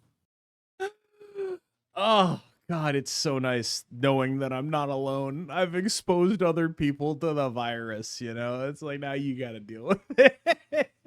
Well, certainly at no point did I think that you were alone in feeling the way that you did. I kind of did, man. A lot of people are like, you're being a dick, and maybe I am. But it is just nice to be like, yeah, no, it fucking sucks. It fucking sucks when your opponent just goes out of their way to be like, actually, beating you made my week. And it's like, fuck you, man. I don't want to make your week. I'm not a mountain for you to climb. Like, I'm a person. Leave me alone. Nah, man, that's why I go to RCQs. I make people's week on the regular. Friendly whale. Yeah, exactly. That's bad. Just like the average kind of question I get is like, "Oh, you're playing an interesting deck. How do you like it?" I'm like, "It's terrible." What's this dog shit, dog? You know something I don't? Is this pile of shit actually good? And I'm like, "No." And then they beat me very easily, and they're like, "Oh, yeah, maybe he's right. Maybe his deck sucks." Yeah, dude, I was playing ladder earlier. I played Phantom X and Nimrod. That's what I was doing. I was playing some ass. I played against a guy who was playing, I later learned, Stardust Armor Cosmo with my Nimrod deck. How'd that go? Hell yeah, brother. Fucking cooking. But yeah, that was my experience playing ladder earlier. I changed my name enough that people just don't really know what it is anymore. It's not like it's a secret. It's just like people don't know what it is. And oh yeah, I guess you stopped streaming. That's kind of nice. What's been really crazy is people still BM. I thought it was just like, oh, I'm BMing this guy. No, they're just like doing it. Like, no, yeah, they're just out here doing it. That's just part of their life. Dude, if I don't mute people, they BM me. That's how it works. Yeah, that is just online games. I thought I was special. These people are just like that. Did I tell you about the guy? My football team got like heinously shit kicked, just like absolutely fucking demolished. And he commented on multiple of my videos to be like, hey man, your football team just got shit kicked. I hope you feel bad, you fucking loser. And it's like, yeah, okay. But also like, the football team I root for is famous for completely terrible dog shit fan behavior. So I can't really get mad at this guy. Like, famously, a fan of this team poisoned the trees at the university of a rival team and then called into a radio show to brag about what he had done, which, to be clear, was a crime. Yeah. I have no right to be upset. I just got to be like, yeah, you know, we did get our shit kicked, and it was pretty awful. Again, that guy needs to just de-escalate a little bit. Take it down a notch. I just love the idea of like sort of waiting all season for my football team to lose. So you can comment that and just make sure I see it. Like, I kind of, is it a little pathetic? And I got to do it on all your videos. All your videos. I got to make sure you see it was just a couple of videos, but they were like within. It's more than one. It's more than one. And it was just like, is it a little pathetic? Yeah, but I kind of respect it. It's like, yeah, it's kind of, yeah, fair enough. I dread It's the day. effectively him calling into your radio show. Yeah, like I should host a radio show. That's really the lesson here. It's like I should host a radio show. I should be Paul Feinbaum or Marvel Snap. We should do a call-in radio show in 2026. Oh, that'd be so good. I honestly think it would be a very funny idea. It would be great, yeah. I wonder, you're saying it sarcastically. I think it would be kind of gas. It'll get old quick. I assure you. I think it would be gasoline, man. Imagine hot takes, but the person who's giving you the hot take has to talk to you. Like, that's gas. Yeah. That's so gas. No, and then you respond to it, and then they get to respond to your response. No, they don't. I hang up on them. They hang. No, the classic radio show line is, "I'm gonna hang up and listen." You get your question, and then I give my answer, and I have the final word because I am the host of the radio show. I am Paul Feinbaum. That's how the set. I feel like most of those radio shows, the host is like, if they disconnect, they look like an asshole. Like they're supposed to just sit there and take it. Like that is their job. It kind of depends on how funny the caller is. I think a lot of it is like, if the caller is cooking, you let them cook, right? But if the caller isn't being entertaining, you just call them a dumb shit and hang up the phone. You're like, oh, caller, so you poisoned the trees, and what is your name and what is your address, and could you please tell me more about these crimes you've committed? That is at that point pretty much what happened. Yeah, stay on the line while we trace your call. No, he was just like, I'm actual name from actual place he's from, and then got arrested. that happened. Roll Tide, baby. That's what we fucking do. Good God. Yeah, man. The shit. I do have the Tide headband on, so Is that somehow Todd related? No, it's just red. Oh, okay. I didn't know, because he has like he does like a shirt with he has like a Coalesce shirt, Cedric's thing. Yeah, Roll Todd. Yeah, Roll Todd. Which I gotta tell you, man, I feel like you shouldn't get ownership over that. Like that seems like it's pushing it a little bit copyright wise, man. Well, Cedric had a lot of those shirts. Yeah. I have one that's a Riptide Project Jurassic Park kind of theme. It's just like, you look at that and you're like, legal gray area, perhaps. There's like the Run the Jewels one where it's like holding a bunch of boxes. Yep. That one. That one he may have gotten C and D actually. Me or him? You. I'm not surprised Cedric was. Why would I be surprised? What? He's like a music guy. He's a music guy. He's not a rap guy. Sure, but he's still like a music guy. Am I not a music guy? I've never got the impression you were. We've never talked about music at all, ever. I don't know. I was driving home yesterday and I sent a song to my friend. I was listening to music. Huh. Well, good for you. I am a rap guy. I've been to multiple Run the Jewels shows. And yes, the Run the Power series at Coalesce. Yeah. Yeah. It was like, all right. I did like the one where it was Liliana and the chain veil. And it was holding the hand was holding the chain veil. I thought that was nice. I thought that was cute. I don't know if it's legal, but like I thought it was a nice design. Yeah, it's probably not legal, but it is almost always better to ask for forgiveness than permission. I genuinely like that space. It is. If I had the slightest idea of how to do it, I would be doing merch that didn't suck. That would be something I would want to do. I would want to make clothes that I would wear, but I don't have the slightest idea of how to do it. And I think what Cedric did was actually pretty damn close to doing that. Just like nerd apparel that isn't fucking embarrassing. Like, it's quite hard to actually pull it off. You don't even know the depths of it, man. There's a famous wrestling shirt where it literally just looks like someone did a cum shot on top of a luchador. Famous. Every wrestling shirt is the most unwearable piece of shit you've ever seen in your life.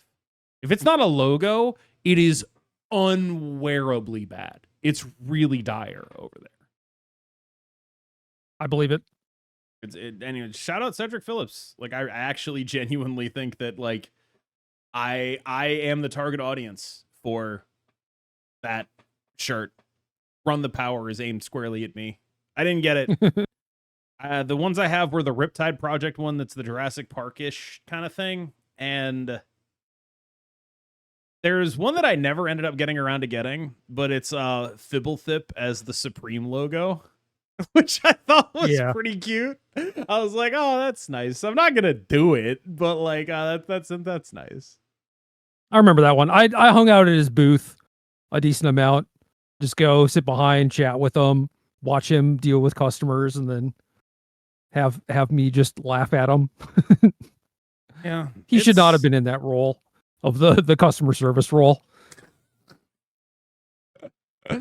Well, I think we've probably hit the end of our runway here if we're talking about the Cedric Phillips's t-shirt business. So I'm gonna call it, but before I do, shout out to the Cadigan.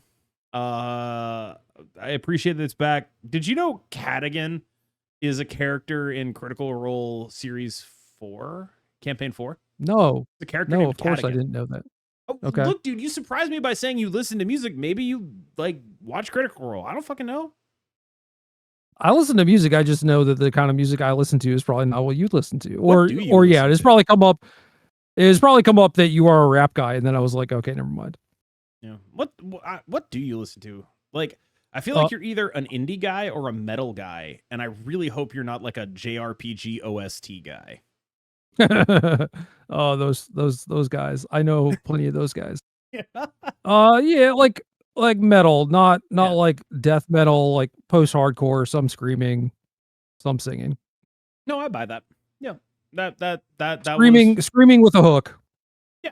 Totally buy that. When I was a younger kid, I'm a grown man. What the fuck am I talking about? I was really into like, I think you could very reasonably describe it as cheesy Euro metal. So like Nightwish was like, that was a big thing when I was 12. Like that was an important thing for me when I was early high school. Like that. I've known some Nightwish enjoyers, yeah. Yeah, it's not something I would want to be. You know, I wouldn't like it. It carries connotations that I think are not great. But I guess a Jewish rap fan does too. That carries some questionable ones as well. My new cat just walked in here.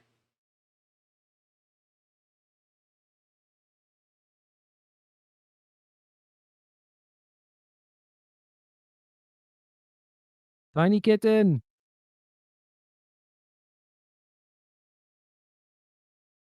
She doesn't like being picked up, but she does love pets. Well, Scritches specifically.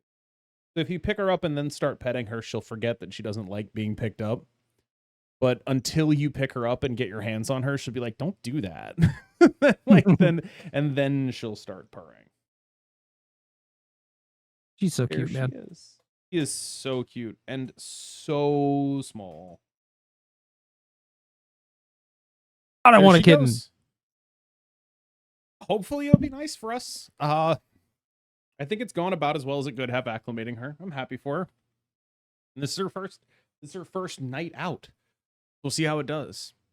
She's been confined to half the house for the last like week or so. Before that, we would put her in the bathroom where all of her stuff is overnight so she wouldn't get into fights we couldn't stop. Yeah. Everything has gone good so far. And I hope it continues to do so. I named her after a character from the Robin Hobb books, but not like a character anyone would recognize. So that's That's what I've done. Have you started those, or are you just gonna be like? Is it gonna be like one of those things where, you know how like sometimes you'll tell me something and I'll be like, yeah, totally, I'll do this, and then I just won't fucking do it. Yeah, that's kind of where I am. I used to do a lot of like audiobooks when I was traveling, and I'm not traveling very much. So I have to figure out a way to get back into it. It's me with podcasts, but I can't do it with books because I read so much faster than anyone can speak. That I just like I have no tolerance for taking the slow route. I can't do it.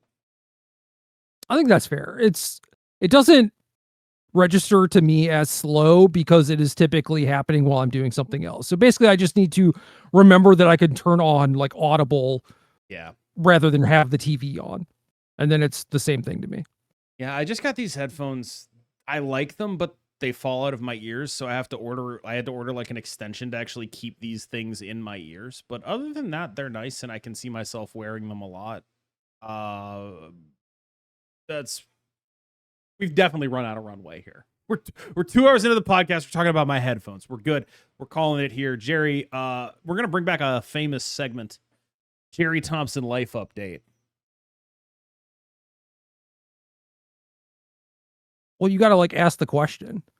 Oh, I thought you were just going to like cut me off and go, good. And then we would cut the video. No, because the answer is the same. The same, yeah. But, okay. Gerry, how's your life been? The same.